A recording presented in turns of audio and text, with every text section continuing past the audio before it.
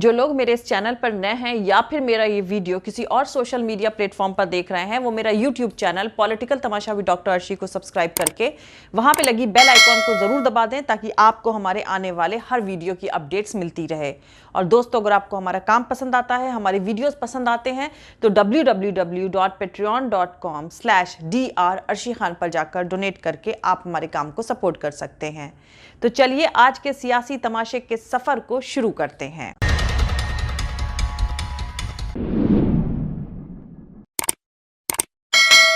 Drone का इस्तेमाल बहुत ज्यादा बढ़ने वाला है और इसलिए किन्नौर तक के हमारे अगर आलू भी है तो हम वहां से ड्रोन से उठा करके बड़ी मंडी में तुरंत ला सकते हैं। हमारे फल खराब हो जाते थे, ड्रोन से उठा करके ले आ सकते हैं। दोनों मुट्ठी बंद करके मेरे साथ बोलिए, भारत माता की। पूरी ताकत से आवाज चाहिए, भारत माता की।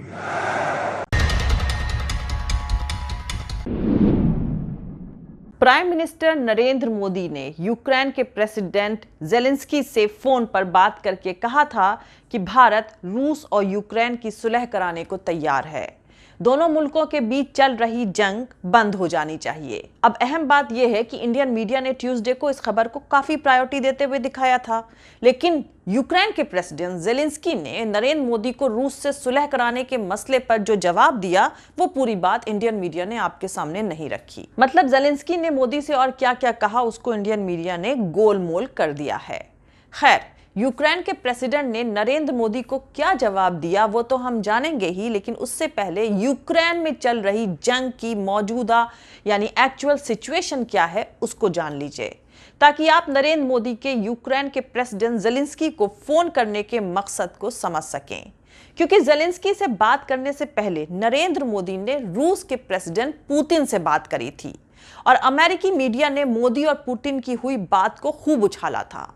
तो दोस्तों, पहले आपको बता दूं कि अमेरिका ने यूक्रेन को और ज्यादा फौजी मदद भेजने का कमिटमेंट किया है।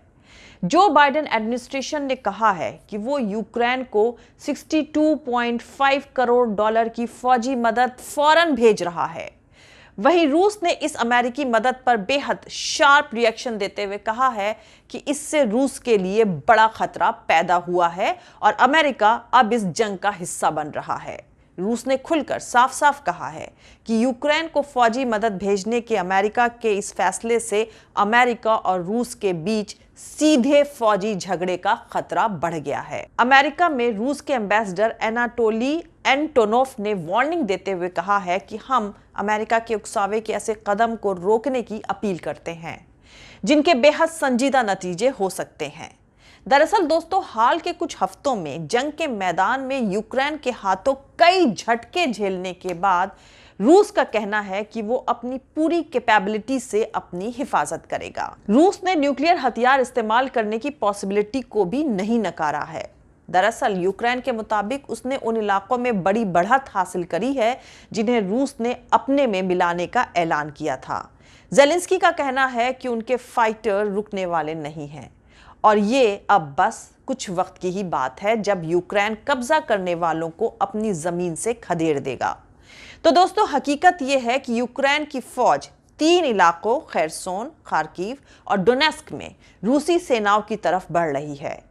यूक्रेन के प्रेसिडेंट वोलोदिमीर जेलेंस्की की तरफ से जारी करे गए एक बयान के मुताबिक यूक्रेन की आर्मी तेजी से आगे बढ़ रही है, खासकर खेरसोन में, और यूक्रेन की फौज अपने डिफेंस ऑपरेशन के तहत मुल्क के सदर्न हिस्से में तेजी और मजबूती से आगे बढ़ रही है। जेलेंस्की के मुताबिक इस हफ्ते दर्जनों ठिकानों को रूस के फर्जी रेफरेंडम के कब्जे से आजाद कर लिया गया है। ये खेरसोन, खार्किव, लुहांस और डोनेस्क इलाकों में है। आपको बता दूं कि जेलेंस्की ने अपने बयान में खेरसोन इलाके में रूस के कब्जे से आजाद कराए गए दर्जन कस्बों और गांवों के नाम भी बताए हैं। वहीं रिपोर्ट के मुताबिक यूक्रेन के तेज हमलों की वजह से नीपर नदी के वेस्ट में भी रूस की मौजूदगी अब खतरे में है और नॉर्थ वेस्ट में भी यूक्रेन की पोजीशन मजबूत हो रही है। लेकिन इसी बीच रूस की तरफ से यूक्रेन के फौज पर हमले जारी हैं। यूक्रेन के ऑफिसर्स के मुताबिक राजधानी काइव के साउथ वेस्ट में एक शहर पर विस्फोटक ड्रोन से हमले कराए गए हैं। इसके अलावा ज़ैपोरिजिया शहर समेत कई कस्बों पर बमबारी भी हुई है। यूक्रेन का कहना है कि उसने लुहांस्क इलाके में भी बढ़त बनाई है, जो अब से पहले पूरी तरह से रूस के कंट्रोल में था। तो आपको बता दूं कि रूस के प्रेसिडेंट व्लादिमीर पुतिन ने बीते हफ्ते ही यूक्रेन के 4 इलाकों को रेफरेंडम के बेस पर रूस में शामिल कर लिया था। हालांकि वेस्टर्न कंट्रीज ने इस रेफरेंडम यानी जनमत संग्रह को फर्जी और इल्लीगल बताकर नकार दिया है। वहीं दूसरी तरफ रूस के स्पोक्सपर्सन दिमित्री पेस्कोव ने कहा है कि रूस यूक्रेन से उन इलाकों को वापस छीन लेगा जहां से वो फिलहाल पीछे हट रहा है, और ये इलाके हमेशा रूस के ही रहेंगे। इन्हें जल्द ही दोबारा वापस हासिल कर लिया जाएगा।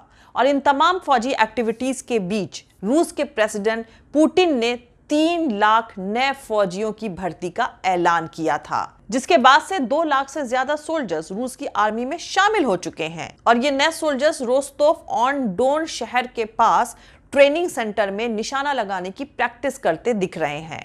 तो आपको बता दूं कि पुतिन के नए फौजियों की भर्ती के ऐलान के बाद रूस में बड़े पैमाने पर जंग के खिलाफ प्रोटेस्ट भी हुए थे, जिनमें शामिल हजारों लोगों को हिरासत में ले लिया गया है। खैर दोस्तों, एक और अहम खबर से आपको रूबरू करा दूं। फिर यूक्रेन के प्रेसिडेंट ने नरेंद्र मोदी को रूस के साथ सुलह करने की बात पर क्या जवाब दिया, उस पर लौटेंगे। दरअसल रूस के फॉरेन मिनिस्टर सर्गेई लावरोव ने कहा है कि ज़ैपोरिजिया न्यूक्लियर प्लांट अब रूस के कंट्रोल में चलेगा। तो आपको बता दूं, इसी हफ्ते पुतिन ने ज़ैपोरिजिया समेत यूक्रेन के 4 इलाकों को रूस में शामिल करने का ऐलान किया था, और अब न्यूक्लियर प्लांट को लेकर रशियन फॉरेन मिनिस्टर का यह बयान आया है। तो दोस्तों, ज़ैपोरिजिया न्यूक्लियर प्लांट यूरोप का सबसे बड़ा न्यूक्लियर बिजली सेंटर है, जो जंग शुरू होने के कुछ हफ्ते बाद से ही रूस के कब्जे में है, और इस पर कई बार हमले हो चुके हैं। यूएन यानी संयुक्त राष्ट्र की न्यूक्लियर मामलों पर नजर रखने वाली ऑर्गेनाइजेशन ने इस न्यूक्लियर प्लांट की सिक्योरिटी को लेकर फिक्र जाहिर करी है, और इसके इर्द गिर्द के इलाकों को सिविलियन एरिया डिक्लेयर करने की मांग करी है। खैर दोस्तों, ये तो है हालात जंग की मैदान के, और इन मौजूदा सिचुएशन के बीच नरेंद्र मोदी ने यूक्रेन के प्रेसिडेंट ज़ेलेंस्की से फोन पर कहा था कि भारत यूक्रेन और रूस की सुलह कराने को तैयार है। इंडियन मीडिया ने ट्यूसडे को इस खबर को खूब जोर शोर से चलाया था, लेकिन ज़ेलेंस्की ने पीएम मोदी को जो जवाब दिया वो नहीं बताया। दरअसल यूक्रेन के प्रेसिडेंट ज़ेलेंस्की ने प्रधानमंत्री नरेंद्र मोदी को साफ तौर पर जवाब देते हुए कहा कि वो रूसी प्रेसिडेंट व्लादिमीर पुतिन के साथ तब तक कोई बातचीत नहीं करेंगे जब तक कि यूक्रेनी इलाके वापस यूक्रेन में नहीं मिल जाते हैं, या वो इलाके यूक्रेन को वापस नहीं सौंपे जाते हैं।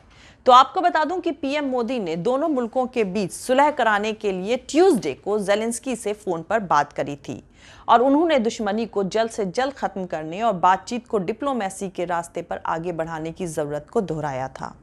इससे पहले मोदी ने पुतिन से कहा था कि ये वक्त जंग का नहीं है।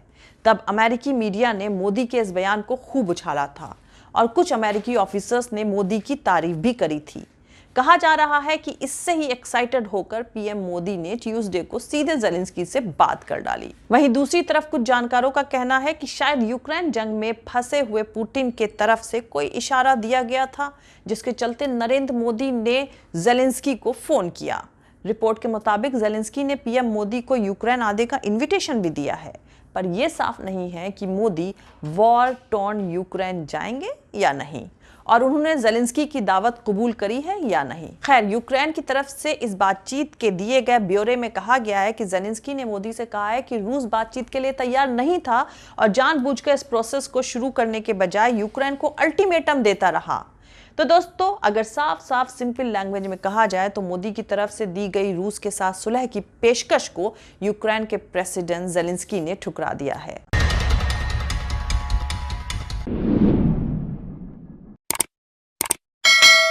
आज के लिए इतना ही। मिलते हैं अगले वीडियो में किसी दूसरे नए सियासी तमाशे के साथ। जय हिंद, सत्यमेव जयते। अल्लाह हाफिज। दोस्तों, हमारा पूरा वीडियो और दूसरे और वीडियोस देखने के लिए हमारे YouTube channel political Tamasha with doctor Arshi को सब्सक्राइब करके वहां पे लगी बेल आइकॉन को जरूर दबा दें ताकि आपको हमारे आने वाले हर वीडियो की अपडेट्स मिलती रहे। और दोस्तों, अगर आपको हमारा काम पसंद आता है, हमारे वीडियोस पसंद आते हैं तो www.patreon.com/dr अर्शी खान पर जाकर डोनेट करके आप हमारे काम को सपोर्ट कर सकते हैं। दोस्तों, अगर आपको हमारा वीडियो पसंद आता है तो लाइक और शेयर करना हरगिज़ नहीं भूलें। आप हमें फॉलो भी कर सकते हैं हमारे ट्विटर, इंस्टाग्राम और फेसबुक पेज पर। मेरा ट्विटर हैंडल है @arshi_aziz khan। Thank you. मिलते हैं अगले वीडियो में।